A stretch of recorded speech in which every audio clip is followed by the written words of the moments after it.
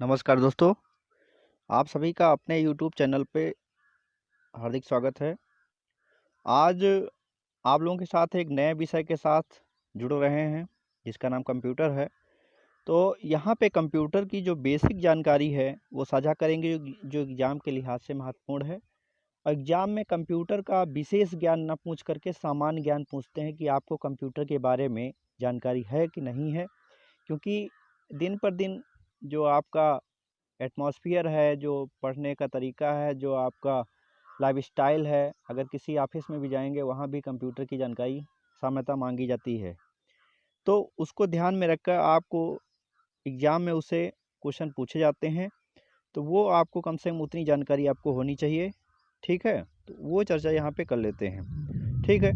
तो बेसिक से शुरू करते हैं और एंड तक जाएँगे जहाँ तक कंप्यूटर के एक्सट्रीम क्वेश्चन पूछे जाएँगे। पहले बेसिक जानकारी अगर हमको पता चल जाएगी, तो आगे जो क्वेश्चन हैं, जितने भी टाइप के क्वेश्चन आएँगे वो हम करने में बहुत हमको आसानी रहेगी।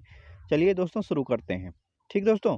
और जितने भी जैसे माने हम जो भी वीडियो बना रहे हैं तो उसमें आप अपने कमेंट ज़रूर उसमें डालें कि कैसा लगा, कैसा क्या रहा, किस किस प्रकार की सुधार की गुंजाइश है, तो हम भी उसको ध्यान में रखेंगे और आगे जो वीडियो बनेंगे उसमें उस तरीके का सुधार उसमें करेंगे। ठीक दोस्तों? तो बात करते हैं, कंप्यूटर शब्द की उत्पत्ति ग्रीक भाषा के शब्द से हुई है। ठीक है? कंप्यूटर शब्द की जो उत्पत्ति हुई वो ग्रीक भाषा के शब्द जो है कंप्यूट से हुई है, कंप्यूट से। कंप्यूट से कंप्यूट एक ग्रीक भाषा का शब्द है जिससे कंप्यूटर की उत्पत्ति हुई है और जिसका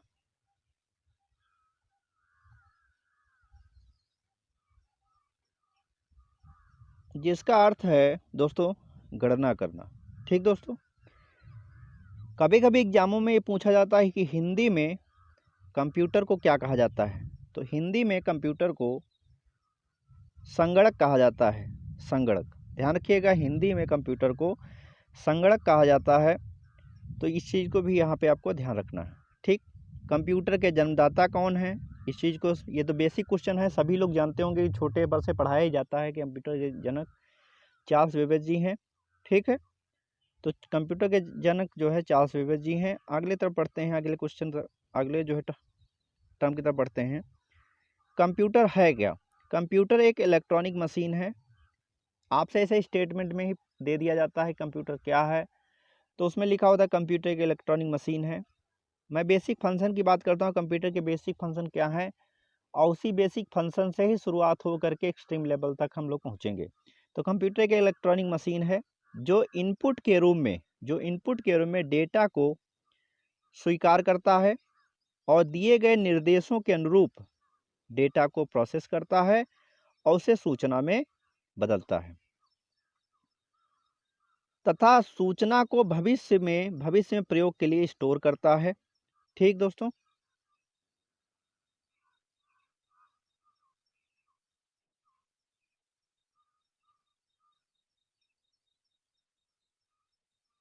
स्टोर करता है, भविष्य में प्रयोग के लिए स्टोर करता है तथा प्रोसेस जो है परिणामों को आवश्यकता अनुसार आउटपुट के रूप में निर्गत करता है। ठीक दोस्तों, तो ये बेसिक कंप्यूटर का जो फंक्शन है, इनपुट के रूप में डेटा को स्वीकार करता है, फिर निर्देश के अनुरूप डाटा को प्रोसेस करता है और उसे सूचना में बदलता है तथा सूचना को भविष्य में प्रयोग के लिए स्टोर करता है। अगर भविष्य में किसी सूचना की जानकारी है, रखनी है, सूचना को रखना है भविष्य में, तो स्टोर कर दिया जाता है और जो भी रिजल्ट होता है उसके आवश्यकता अनुसार आउटपुट के रूप में हम प्राप्त कर सकते हैं। नीचे हमने इसका जो जैसे वर्किंग होती है कंप्यूटर की, जो फंक्शनिंग है, उसको मैंने नीचे एक डायग्राम के थ्रू आपके सामने प्रस्तुत किया, देखिए आप लोग।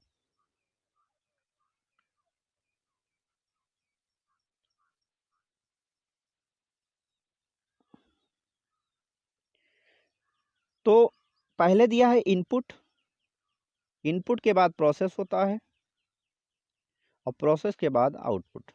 ठीक, इनपुट देने के लिए इनपुट डिवाइस होती हैं, इनपुट डिवाइसेज होती हैं।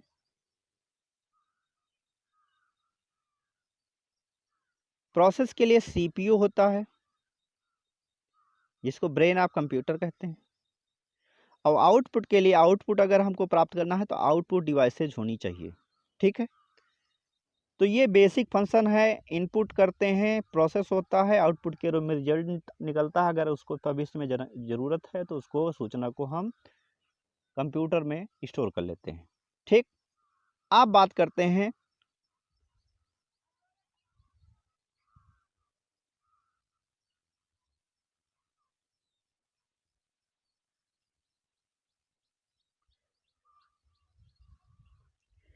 कंप्यूटर सिस्टम को मुख्यतः 3 भागों में बांटा जाता है। 3 भागों में मुख्यतः बांटा जाता है। पहला मैंने हार्डवेयर दिया है,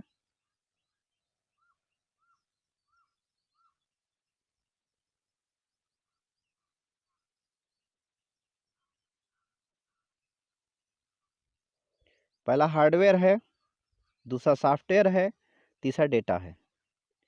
तो कंप्यूटर सिस्टम को मुख्यतः 3 भागों में बांटा जाता है। अब हम लोगों को समझना है हार्डवेयर क्या होता है, सॉफ्टवेयर क्या होता है, डेटा क्या होता है, और जो बेसिक फैक्ट्स हैं, जो टर्म हैं, जैसे सूचना, इंफॉर्मेशन क्या होता है, इंस्ट्रक्शन क्या होते हैं, प्रोग्राम क्या होते हैं, इसके बारे में जानकारी हम प्राप्त करेंगे। और एग्जाम में अगर आएगा तो हम बहुत अच्छे तरीके से इसको डील कर पाएंगे। ठीक दोस्तों,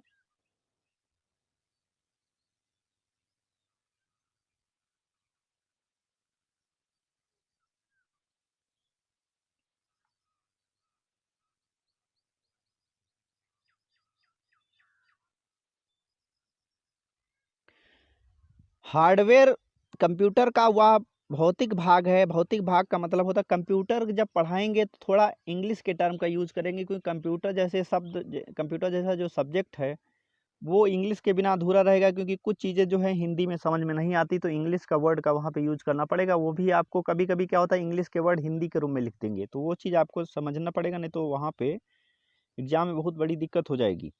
तो कंप्यूटर वह भौतिक भाग है जिसे देख सकते हैं और छू सकते हैं, छू करके महसूस कर सकते हैं। इंग्लिश में कहते हैं the part of computer that can be touch and see. Computer के ऐसे पार्ट जिनको हम छू सकते हैं, देख सकते हैं, वो सभी हार्डवेयर हैं। और फॉर एग्जांपल के रूप में अगर हम देखें तो कीबोर्ड है, माउस है, मॉनिटर है, स्पीकर है, जितने भी फिजिकल पार्ट हैं जिनको देख छू सकते हैं, महसूस कर सकते हैं, वो सभी जो है हार्डवेयर की परिभाषा में शामिल होते हैं। ठीक दोस्तों, सॉफ्टवेयर क्या होता है?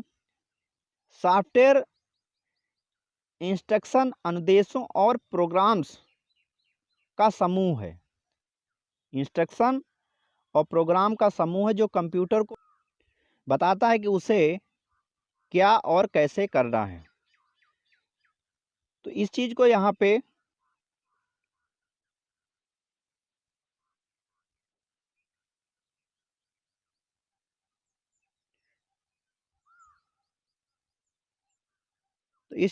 समझना होगा कि सॉफ्टवेयर जो है इंस्ट्रक्शन प्रोग्राम का समूह है जो कंप्यूटर को बताता है उसे क्या और कैसे करना है। ठीक दोस्तों, तो ये बेसिक डेफिनेशन हो गई हार्डवेयर की और सॉफ्टवेयर की। अब बात करते हैं डेटा किसे कहते हैं। डेटा, सामान्य शब्दों में डेटा जो होता है कंप्यूटर के टर्म में रॉ फैक्ट होते हैं। जो भी हम डेटा, जो भी कंप्यूटर को इंस्ट्रक्शन देते हो डेटा के फॉर्म में ही देते हैं। और डेटा जो भी देते हैं वो अरेंज्ड फॉर्म में नहीं होता, अव्यवस्थित फॉर्म में होता है। उसे कंप्यूटर अरेंज्ड फॉर्म में करता है और तब आउटपुट के रूप में निर्गत करता है। तो कंप्यूटर डेटा कच्चे तथ्यों यानी रॉ फैक्ट और सूचनाओं का अव्यवस्थित संकलन है, यानी अनअरेंज्ड कलेक्शन है, जिसे कोई भी निष्कर्ष नहीं निकाला जा सकता। जिससे कोई भी अगर अनअरेंज्ड होगा कंप्यूटर के फॉर्म में, अगर अनअरेंज्ड होगा उससे कोई निष्कर्ष हम निकाल नहीं सकते हैं दोस्तों। ठीक है दोस्तों,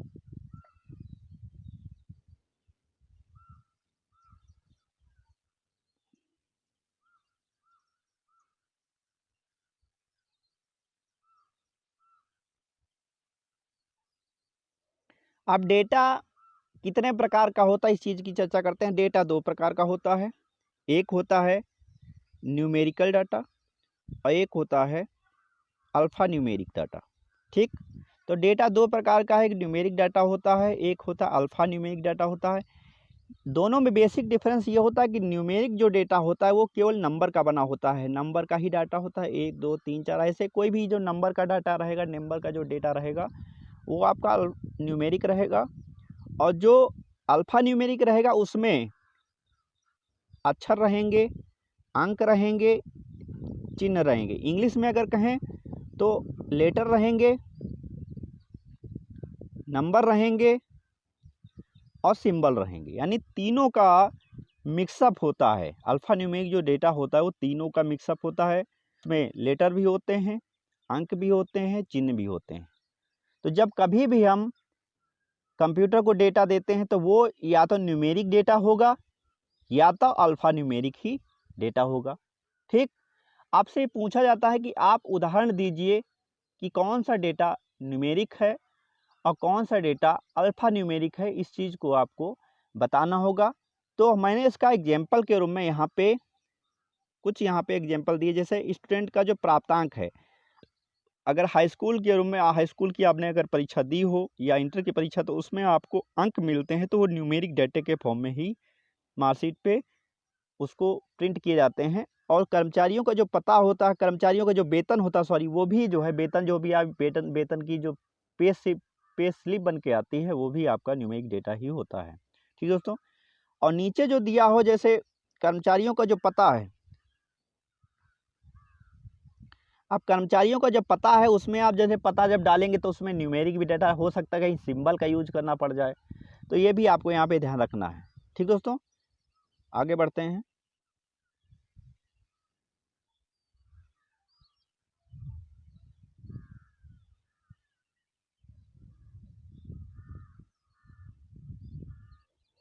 अब हमको समझना होगा कि इंफॉर्मेशन और डेटा में क्या अंतर है। अभी तक हम डेटा बात कर रहे हैं। डेटा इंफॉर्मेशन बस इतना अंतर है कि डेटा अरेंज्ड फॉर्म अनअरेंज्ड फॉर्म में होता है, जबकि जो इंफॉर्मेशन होती है वो अरेंज्ड फॉर्म में ही होती है। ठीक दोस्तों, तो यहाँ लिखा हुआ उपयोगिता के आधार पे, जैसे मैंने लिख दिया आपको समझाने के लिए लिखा हुआ, लेकिन आपको बेसिक जो महत्वपूर्ण फैक्ट हैं वो आपको बता रहा हूँ, समझाने का तरीका बता रहा हूँ कैसे आपको समझना है। क्योंकि कंप्यूटर सर प्रैक्टिकल टाइप का सब्जेक्ट है तो आपको थ्योरी भी समझना पड़ेगा और समझ के ही तब आप अच्छे से आंसर दे पाएंगे। क्योंकि लिखी हुई चीज़ें बहुत जल्दी समझ में नहीं आती, जब तक समझाएंगे नहीं तब तक समझ में आएगा नहीं। तो उपयोगिता के आधार पे किए गए विश्लेषण एनालिसिस या संकलन या कलेक्शन के बाद प्राप्त जो तथ्य हैं को सूचना कहते हैं। ठीक, तो ध्यान रखिए, जैसे कंप्यूटर में इनपुट दिया, इनपुट किस फॉर्म में होगा, डेटा के फॉर्म में होगा। डेटा दो तरीके के होंगे, या तो न्यूमेरिक होंगे या अल्फा न्यूमेरिक होंगे। तो जो डेटा देंगे वो अरेंज फॉर्म में नहीं होगा, उसको कंप्यूटर प्रोसेस करेगा, प्रोसेस करने के बाद ही उसको जो है जो भी डेटा इनपुट आउटपुट के रूप में प्राप्त होगा वो हमारा जो है जो भी आउटपुट के रूप में अरेंज फॉर्म में डेटा हमको प्राप्त होगा वो हमको सूचना कहलाएगी, वही सूचना होती है। ठीक, देखो मैंने यहाँ पे नीचे लिख दिया है, डेटा अव्यवस्थित फैक्ट है जबकि सूचना व्यवस्थित फैक्ट है। बस बेसिक डिफरेंस यही है कि जब हम आउटपुट के रूप में कोई भी चीज़ प्राप्त करते हैं, रिजल्ट प्राप्त करते हैं, वो सूचना के फॉर्म में होता है, इंफॉर्मेशन के फॉर्म में होता है। जो हम इनपुट के रूप में देते हैं वो डेटा के फॉर्म में होता है। बेसिक डिफरेंस यही है। अब बात करते हैं अनुदेश या इंस्ट्रक्शन किसे कहते हैं, इंस्ट्रक्शन किसे कहते हैं, इस चीज़ को भी समझिए। क्योंकि कुछ लोग हमारे भाई लोग ऐसे हैं जो कंप्यूटर के बैकग्राउंड से ही नहीं है, तो जब कंप्यूटर के बैकग्राउंड से नहीं तो उनको बेसिक जानकारी बेसिक जानकारी उन लोगों की नहीं है, तो उनको इस चीज़ को समझने में थोड़ी तकलीफ होती है। लेकिन हम बेसिक स्तर पे बात कर रहे हैं, बेसिक स्तर पे बात करेंगे और कंप्यूटर एग्जाम में आपसे बेसिक स्तर के ही क्वेश्चन पूछे जाते हैं। ठीक है, बहुत ज़्यादा आपको साइंटिस्ट नहीं बनना, वहाँ पे कंप्यूटर का विशेषज्ञ बन जाए, जो भी आपके एग्जाम के लिहाज से वो पूछना बहुत ज़रूरी है। ठीक दोस्तों, समझना जरूरी है। तो यहाँ पे देखिए क्या लिया, कंप्यूटर को कार्य करने के लिए दिए गए आदेशों को जो ऑर्डर देते हैं वही इंस्ट्रक्शन है। ठीक दोस्तों, अब प्रोग्राम क्या है, प्रोग्राम समझिए।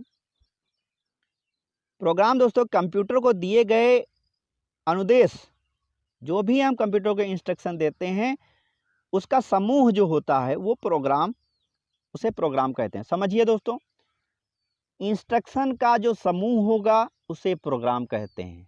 इंस्ट्रक्शन पहले ही मैंने आपको समझा दिया है। तो इंस्ट्रक्शंस अगर इसको इंग्लिश में कहें तो कैसे डिफाइन करेंगे हम, set of instruction, set of instructions यानी कि अनुदेशों का जो समूह है, जो अनुदेशों का समूह है, जो सेट ऑफ इंस्ट्रक्शन है, उसे प्रोग्राम कहते हैं। दोस्तों आगे बढ़ते हैं।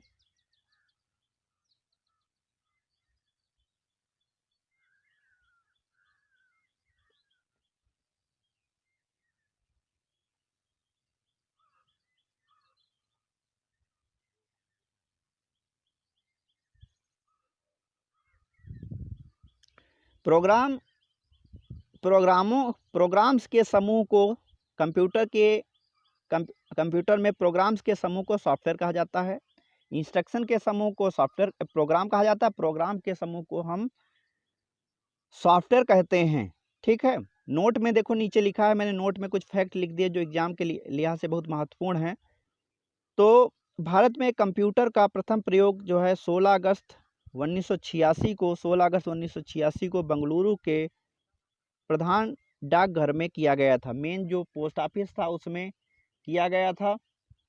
और भारत का प्रथम फुली कंप्यूटराइज पोस्ट ऑफिस जो है न्यू दिल्ली है। ये दो क्वेश्चन आपसे पूछा जा सकता है कि फुली कंप्यूटराइज पोस्ट ऑफिस कौन सा, न्यू दिल्ली है। भारत में कंप्यूटर का प्रथम प्रयोग जो है 16 अगस्त 1986 को बेंगलुरु के मेन डाकघर में किया गया।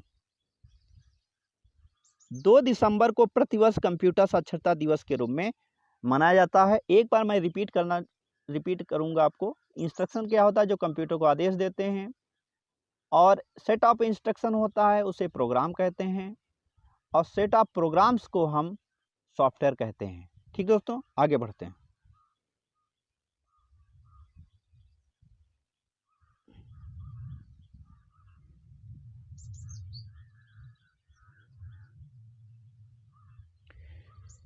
कंप्यूटर लिटरेसी किसे कहते हैं, कंप्यूटर साक्षरता किसे कहते हैं, किनको हम साक्षर कहेंगे कंप्यूटर की भाषा में।